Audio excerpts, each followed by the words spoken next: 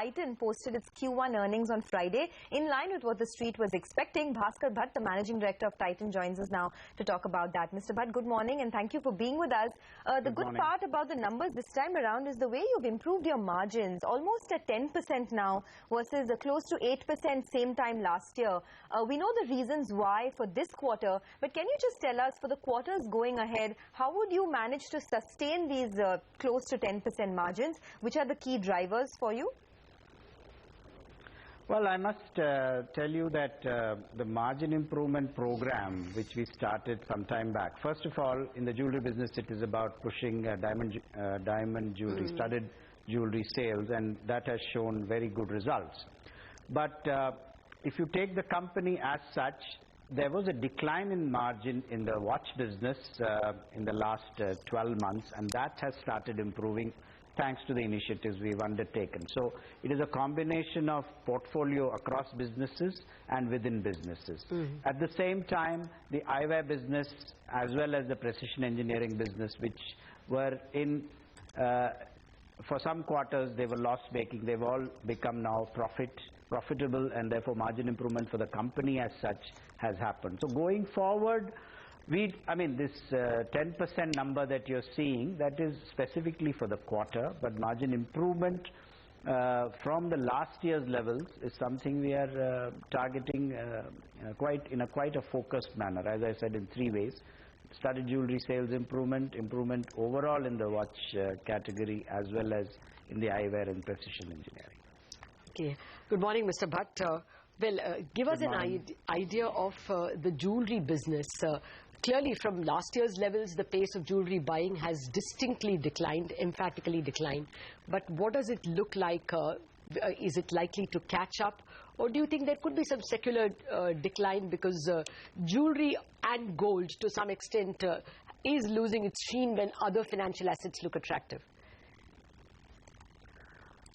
Well, first of all, I think we must understand this quarter's jewelry sales in the context of what happened last year in the first quarter. If you remember, in the first quarter last year, there was a sharp decline in global prices of gold, and there was almost a gold rush, and jewelry sales, and in fact plain gold jewelry sales skyrocketed. So it is in that context we have to see. So it is it is a decline, but it is not a significant concern. I think volume decline has happened over the last year because the price of gold has remained low. Now, the point is you have to differentiate between adornment demand and investment demand. We in Tanishq, Gold Plus and Zoya are pursuing the adornment demand, and that we don't see a decline. The point is you're not able to differentiate between what is investment and pure coin sales, for example, is investment demand. That has declined quite significantly. So our view on the gold jewelry and the diamond jewelry demand continues to be very positive because Indians like gold and gold jewelry. Therefore, we will get the growth rates. There has been a temporary impact of the gold prices as well as the general sentiment which was weak in the past. Going forward, I think thanks to new products and the strength of our brands and the network expansion programs that we have put in place, we do see growth coming back, particularly in value terms, perhaps not in grammage terms for plain gold jewelry. So what number can you give us in terms of revenue or volume growth? We don't give any guidance. It's not possible to predict. But overall, we are looking at aggressive double-digit growth in all our businesses.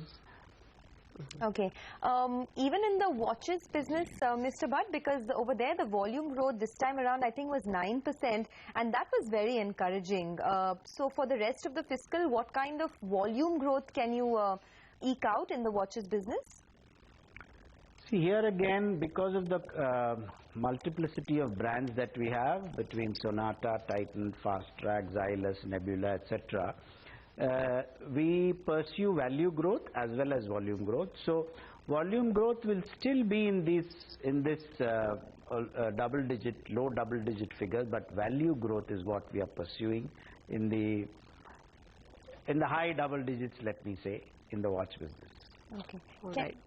Can you give us an update on the Golden Harvest scheme? I mean, the last time you told us that you would be introducing the scheme by October 2015 to mitigate loss of revenues. But a lot of analysts have been worried about, the regulatory risk. I mean, there's been almost 9 key regulatory changes in the last 8 quarters, and the kind of potential impact it may have on your business. So if you can just clarify for us.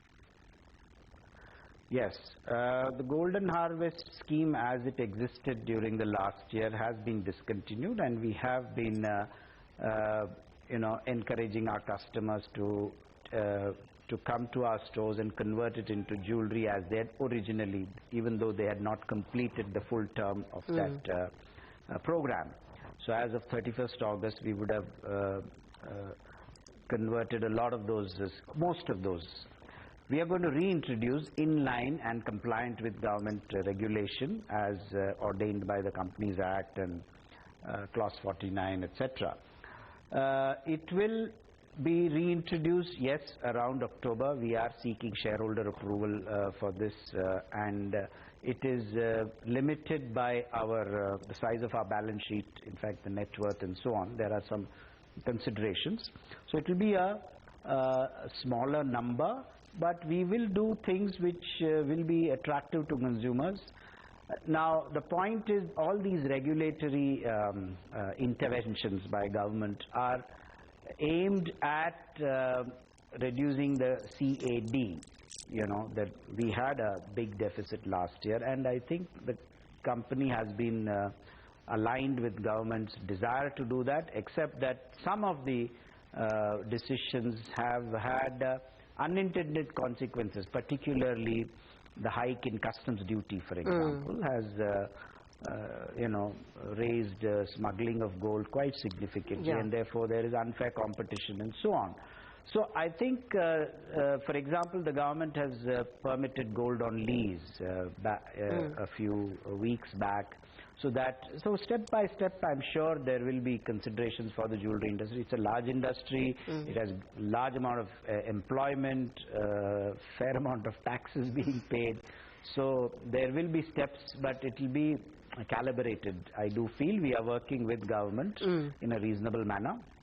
However, the point is we have already factored those things in our plan, and we will want to continue to grow profitably. Maybe the extraordinary growth rates we saw in the past would be difficult to come by, but we are still a very small market share player at 4.5% to 5%, so headroom is very high for us. Fair point. Just very quickly, when the Golden Harvest scheme gets reintroduced, it will not be cash returned, right? You will only have to return gold. What will be the exact tweaking, and will that impact the number of takers? No. We have... see, the customer came into the scheme wanting to buy gold jewelry from us. So we would encourage them to, and we have actually incentivized the early conversion of this into jewelry. Now, there would be customers who are into the scheme only for a few months, like 2 months, 3 months, instead of 6 or 7 or 8 months. So to them, the amount available in the scheme would be very small, and they would have to bring a fairly large amount of cash to get it converted into jewelry. Which is why we've been open to that. If they want cash, we are willing. But in fact, very few customers have asked for cash. They have actually come back and bought jewelry. All right. Mr. Bhatt, we're out of time. Thank you very much for joining us with all those details.